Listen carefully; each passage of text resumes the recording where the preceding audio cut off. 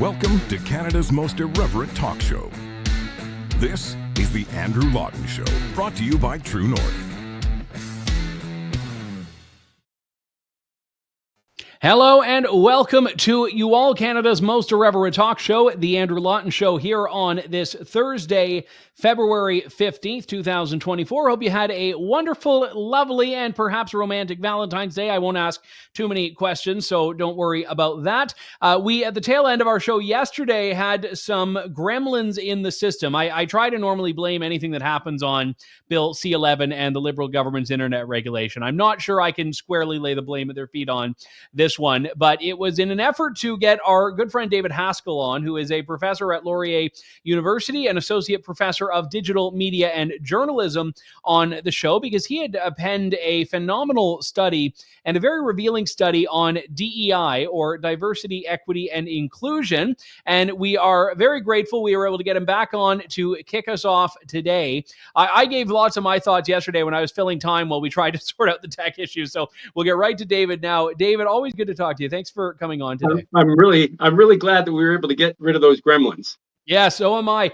Let's just start, before we get into the conclusions, why did you want to dig into this in the first place? Well, I think that the most recent reason, I guess my overarching reason for anything that I research is I want to be able to tell the truth.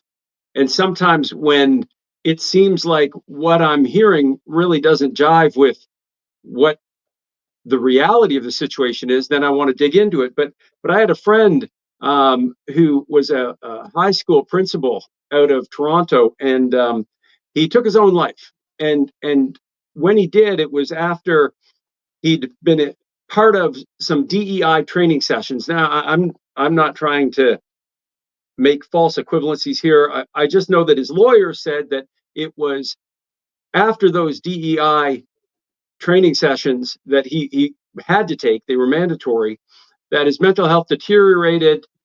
He was really berated in these sessions, and it just demoralized him. Well, anyway, after his death, it was on the website of the consultant, the DEI consultant, that she seemed to want to cover herself, and she said that, you know, she was trying to make the world a better place, and that Richard's death, it was my friend, it said Richard's death was being mobilized and weaponized, and so anyway, I wanted to challenge her claim. Does DEI make the world better? Because that's what she said as her explanation.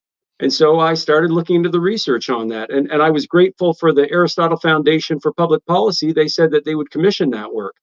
And so that really led me down the path. And then I found some startling conclusions. Well, let's go into that. What did you find?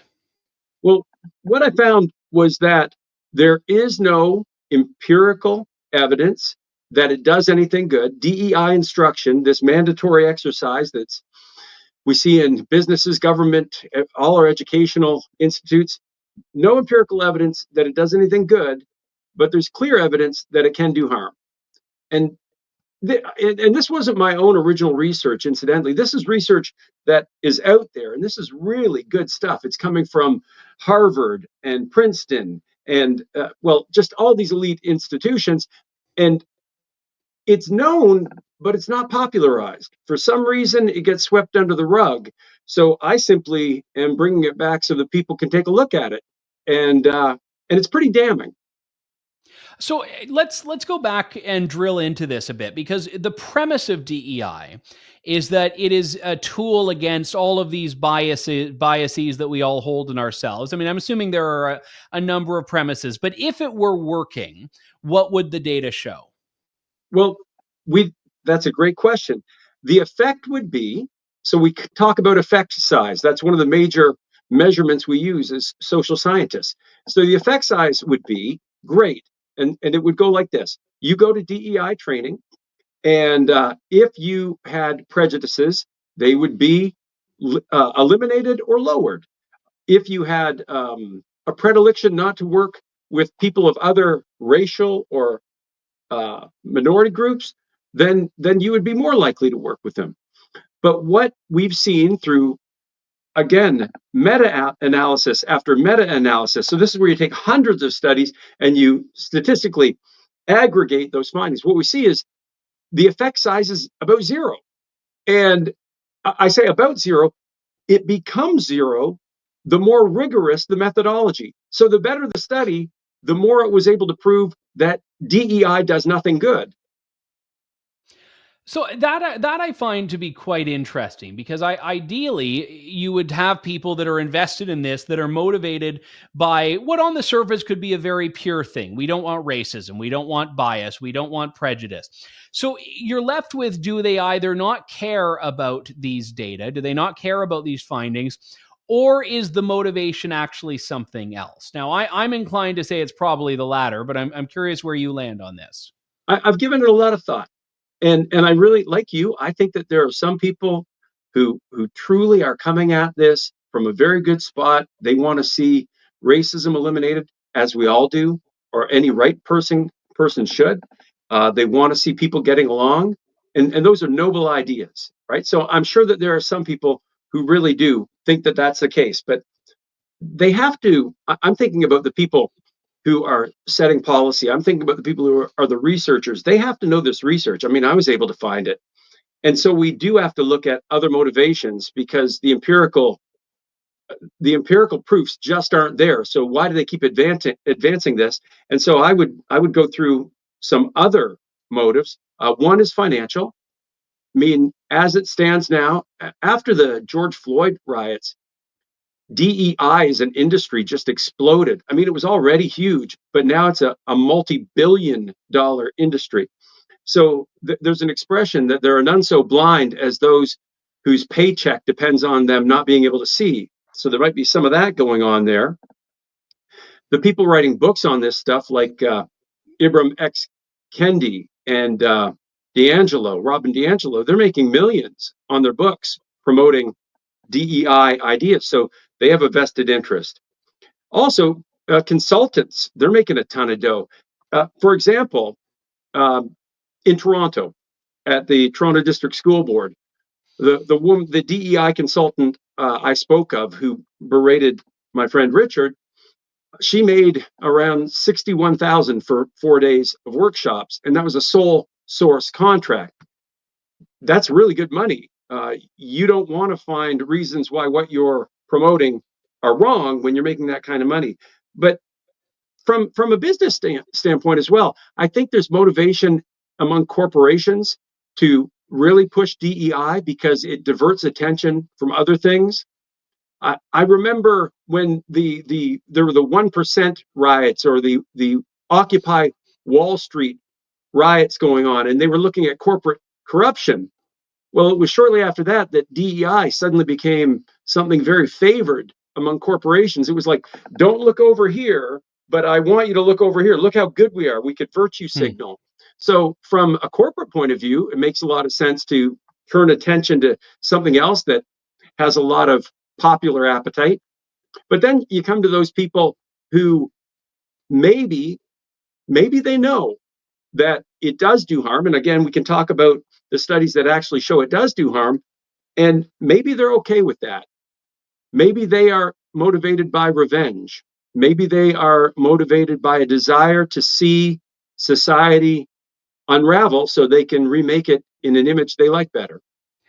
One of the things I remember from my old, research methods classes in university, if I'm recalling correctly, is this idea called conceptual stretching, where you kind of morph and, move around a concept so it fits what you're researching. Now, maybe there's a justification for this, but one of the most extreme examples that you bring up in your piece is the idea of changing what white means to adapt to the pre-existing conclusion. Now, normally in a course of scientific research, you test a hypothesis. If you are finding that's not true, you go back and you can question why, but you don't start changing around the language to make your conclusions fit what you want.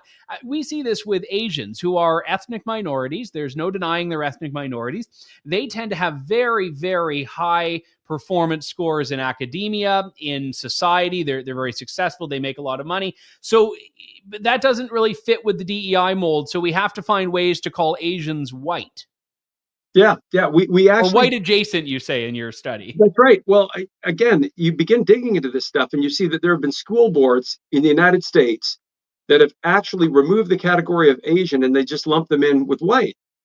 And that's DEI writ large, because what it essentially is doing, it's saying that we're going to create groups of oppressor and oppressed. And as soon as you perform beyond whatever the expectations are of the average, or however they define it, suddenly you get into trouble. So we see that these Asian students in high schools across, or in a couple school boards in the US, they got lumped in with whites.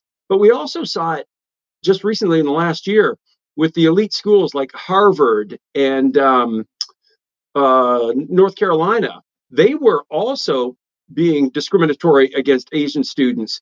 They were making sure that they couldn't get in couldn't enroll at places like Harvard. They had to have almost perfect test scores. And the rationale, again, this is coming from the DEI office, was there. Oh, we have we made it for the first few minutes, but we've had a freeze on David's end there. We'll try to get that sorted out and get him back on. But it is fascinating, and this was again something we saw specifically in the context of U.S. academia, where the idea of, again, just lumping Asians in with whites because otherwise you can't actually find a way to let the conclusion work. We have David back. David, that's all for it. Yeah, sorry about that. Again, something's going on. No, I said we made it through the first 10 minutes. I was happy. Fair enough. I'm just talking about what was happening at the elite universities like Harvard, where they were actually making it more difficult for Asian students to get in. They had to have a near perfect test score in order to get in. The people involved in this actually took it to the Supreme Court and won. They said, you can't discriminate against us like this. But the notion that they could be discriminated against was pumped directly out of the DEI offices at these elite universities.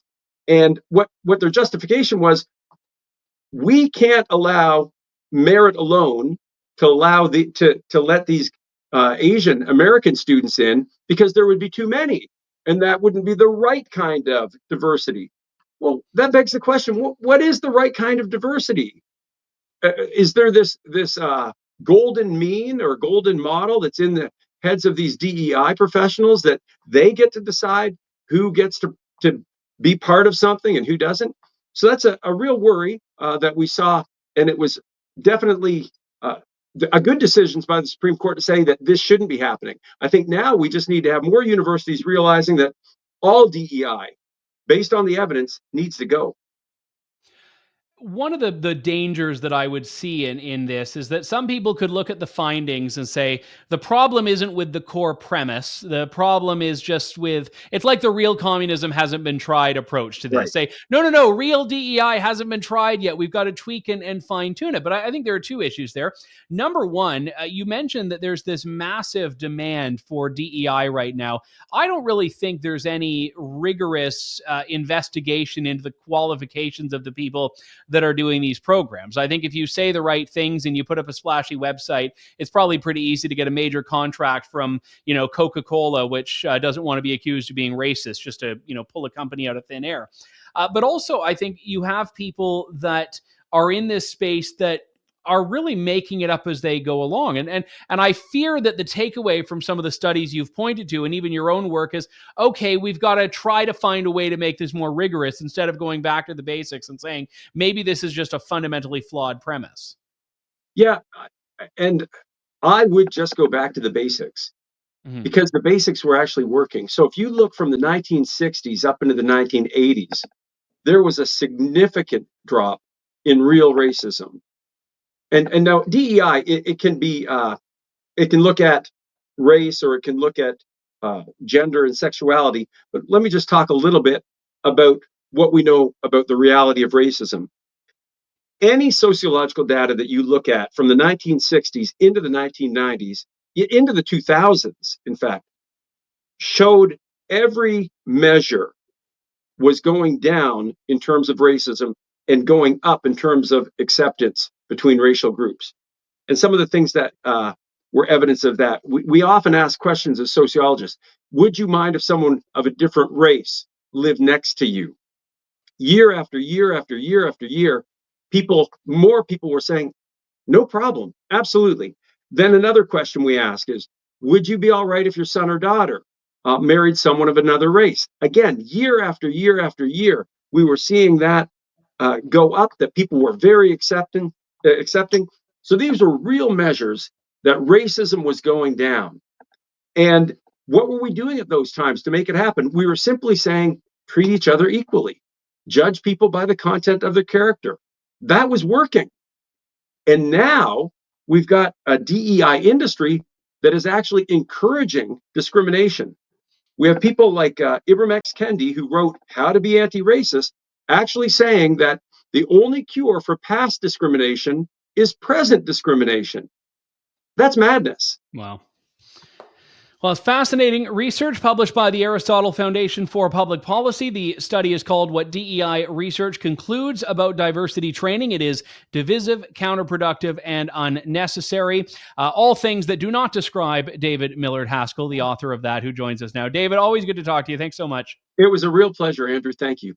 All right. Thank you very much for that. Now, I wanted to move to a different issue entirely, although you might even be able to apply the same findings, which is that the thing that's presented to us as a harm reduction tool is not, in fact, limiting or mitigating harm, and in some cases may be exacerbating it. But before we get into this, I want to share this clip of a rather insane exchange that took place on the margins of a Richmond council meeting in British Columbia, where several people from the community, including this lovely, mild-mannered Asian man you'll see on the left of this video, were there to protest the council's advancing of a proposal to put a safe injection site in a neighborhood in Richmond. Take a look at what happened.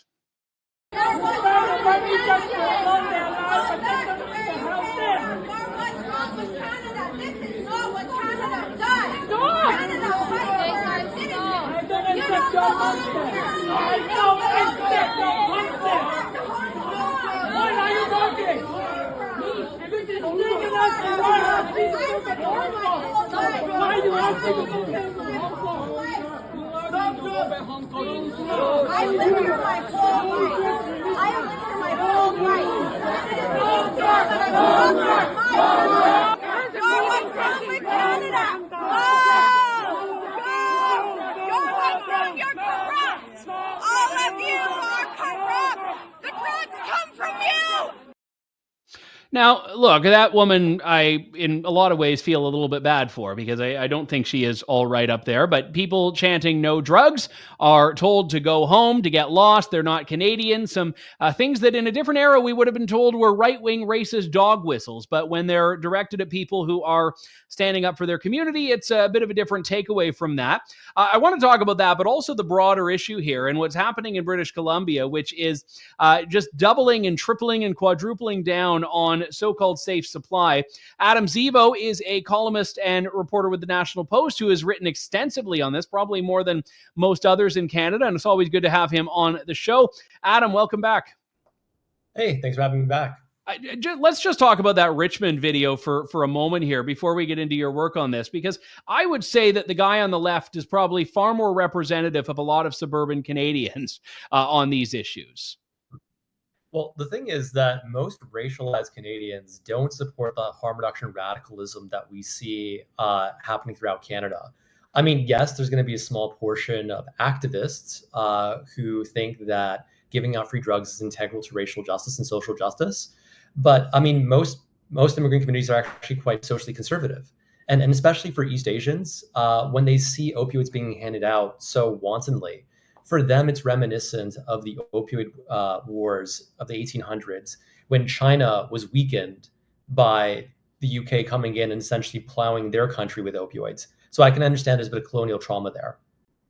Yeah, no, that's a fair point. And to bring it back into the provincial realm here, I mean, I remember when supervised injection sites or so-called safe injection sites were seen as tremendously controversial, but now they're just an accepted fact. And the people that were advocating for that have been advocating for safe supply. It's not enough just to give someone a clean room and a clean needle. You have to provide them with so-called clean drugs. And you and I have spoken about this. We had a panel on this show with two of the experts who have spoken out about this. The data are not showing that this is working.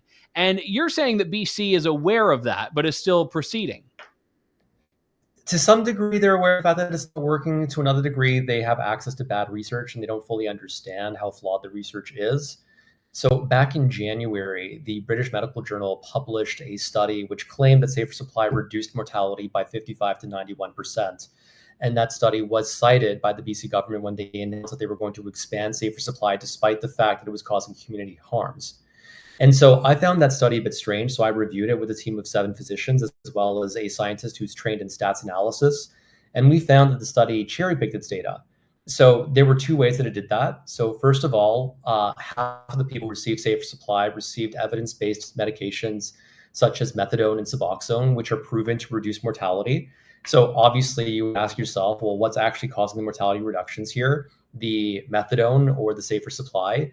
The researchers tried to filter out the effects of methadone, but there were really big gaps in their methodologies that were kind of inexplicable. And we found in the data, there was a subpopulation of people who had not received these evidence-based medications in the 30 days before receiving safer supply.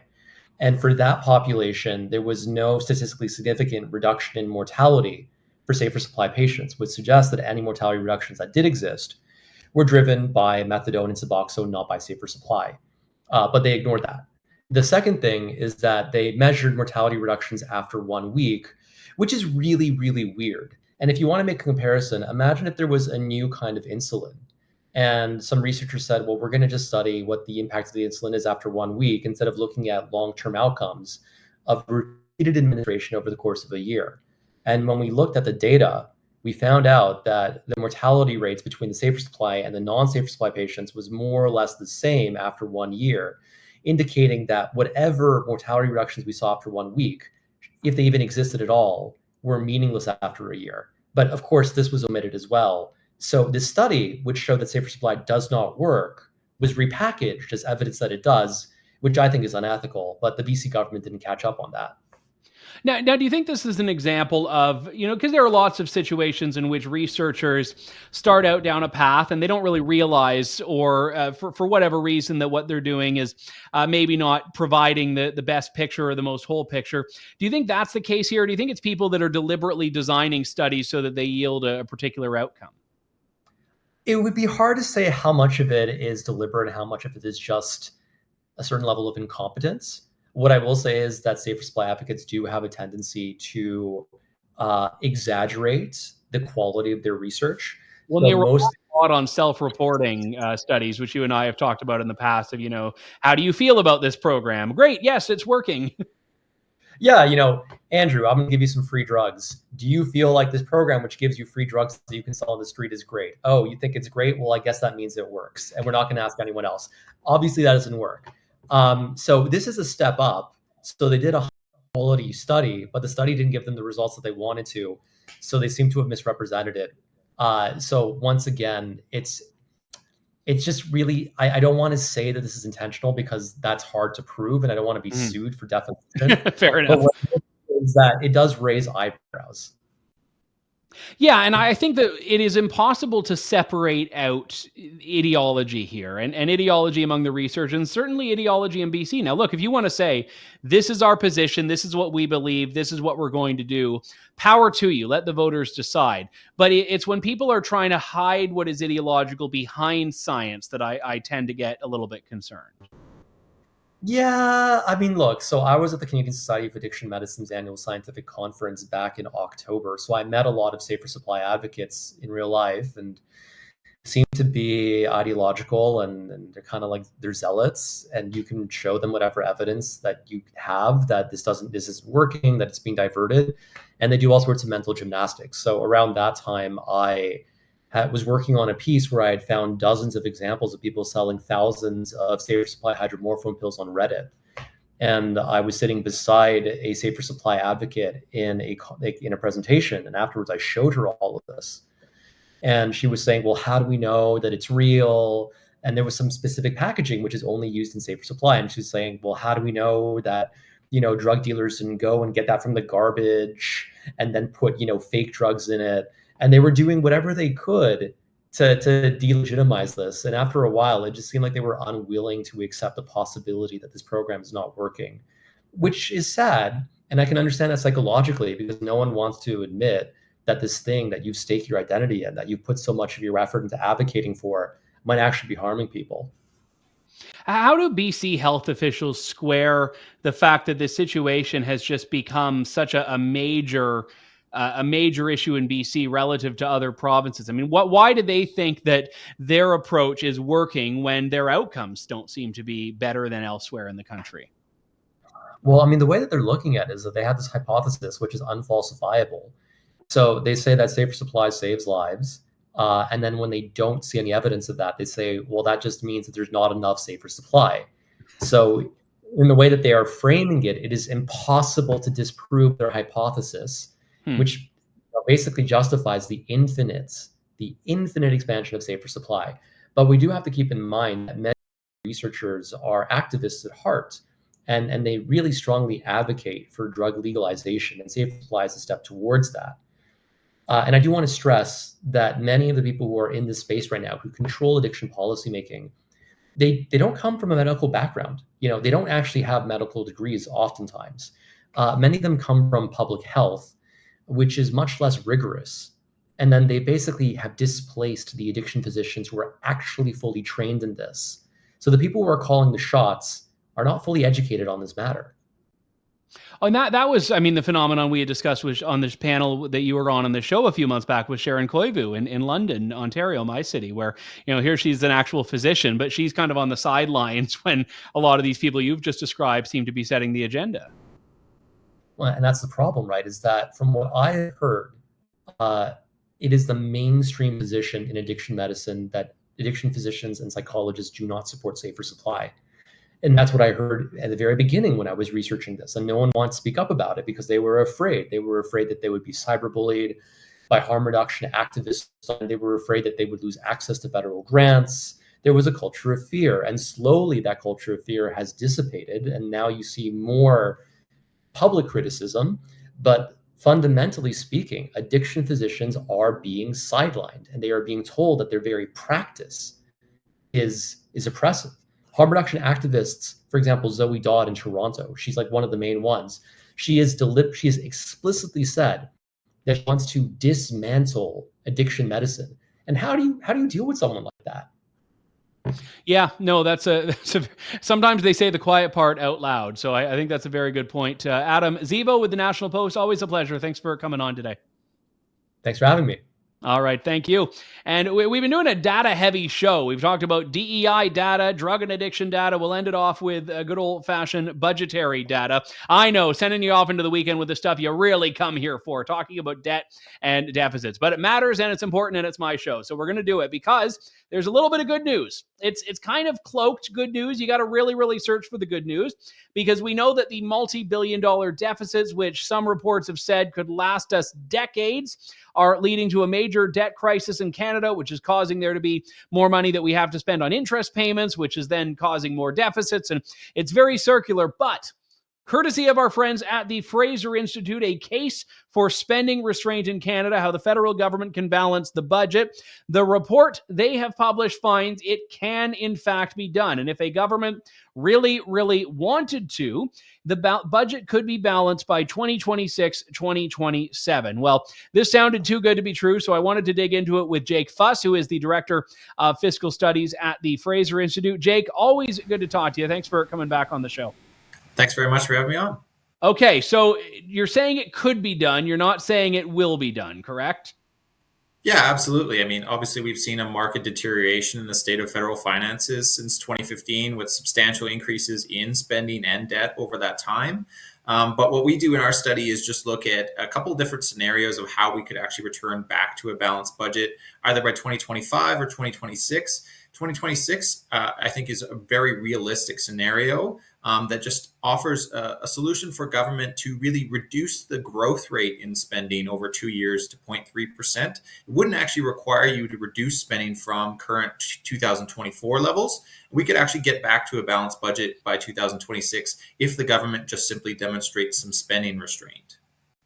Now, this is, I think, an important point because there are ways you could balance a budget that would not be particularly healthy or sustainable. I mean, the government could raise taxes 500% and balance the budget, and it's balanced, but you haven't actually had a good fiscal portrait. What does your version look like? Is it just spending cuts? Is it revenue increases, or is it a combination of both?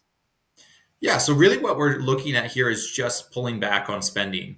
So there's actually a lot of important research from some Harvard economists where they looked at past history of fiscal consolidation among OECD countries, and they found it was far more effective to either reduce spending or show spending restraint rather than raising taxes to actually balance budgets. It's better economically, and it was more successful fiscally as well. So there's a lot of research around this area. And what we're simply proposing is just a 0.3% increase in spending for over a 2 year period. So that isn't even asking necessarily for spending reductions from current levels. It's just peeling back on that spending that you have planned, projected for the next 2 years. That's really a realistic scenario for the government over a 2 year period. So we've heard in the past, and I don't have the whole laundry list of them, but we've heard from the parliamentary budget officer some pretty grim projections. I mean, the one that really stood out a couple of years ago was that the budget wouldn't be balanced until 2070. Now, that's based on the track that the government had set out at the time. It stands to reason that the longer we stay on the current track, the longer it would take for this course correction you're describing, right? Yeah, that's part of the issue too. Is it's not that we're in necessarily a crisis situation like we were in the mid 1990s yet, but if we keep going down this track of continually running deficits, continually accumulating debt, and with elevated interest rates now, that means you're borrowing more and more money. More of that money is going towards debt interest costs, which are already consuming a substantial amount of revenue, over 10% in the current year. So that problem really just gets worse over time the longer you put this off. I mean, the latest fiscal projections for the government show we're not going to balance the budget anytime before 2028 at the earliest, and that's only because their projections go out 5 years, and that's where they end. So, other reports from the PBO show it's going to be longer than that. So we really need to start talking about actual solutions here rather than just kicking the can down the road and hoping this goes away somehow. I know there's often a difference between politics and policy, and I think both sides tend to be annoyed with the other because they say that the other doesn't understand how things are. I'm aware of the challenge that there isn't just a line item in the federal budget called waste that you can look at and say, all right, well, let's just cut waste. Waste is buried and embedded in a lot of different departments. So how easy would it be, or how difficult would it be to really go in and find ways that you could make some of these adjustments that you're talking about without taking a hatchet to entire programs or departments, which politically tend to be very difficult to justify doing? Well, I think they should take the approach that the Chrétien government took in the 1990s. They really had a six-step process to evaluate programs and services on a case-by-case basis. So it was about, is this an appropriate role for government to be involved in? Are we running this program or service as efficiently as possible? So they had a whole set of criteria that they were looking at. And they're not just, chopping for the sake of chopping. They're actually evaluating these programs on whether or not they're actually effective and whether they're serving what the program actually is trying or intending to do. So I think that's a similar approach that the federal government could take now. But we know that, over the years, there's many examples of government fiscal waste. We had one report that looked at Auditor General reports between the 1980s and 2013, and it found that, mismanagement or waste of government was well over $100 billion during that time, according to those Auditor General reports. So we know that this is an area where the government can certainly make changes, is cutting back on that fiscal waste or removing it entirely. Yeah, and what you're talking about here largely looks like a question of efficiency, not extraneous programs. You're not saying we need to cut this or cut that in a sense that would, it looks like, have a huge effect on service delivery, are you? No, exactly. I mean, that's just the whole point here. It's actually about having effective spending too. There is a role for government, there is a role for programs and services ultimately, but the government also needs to have fiscal objectives. They need to have goals and anchors keeping them, on a certain track as well. Right now we just kind of have policy that isn't even following the government's own self-imposed rules. They're not following their fiscal anchors, or their fiscal goals or fiscal rules, however you want to phrase it. And so we don't really have anything containing government finances right now. So we really need a plan moving forward about not only what we're spending the money on, but also taking that bigger picture look at government spending as well.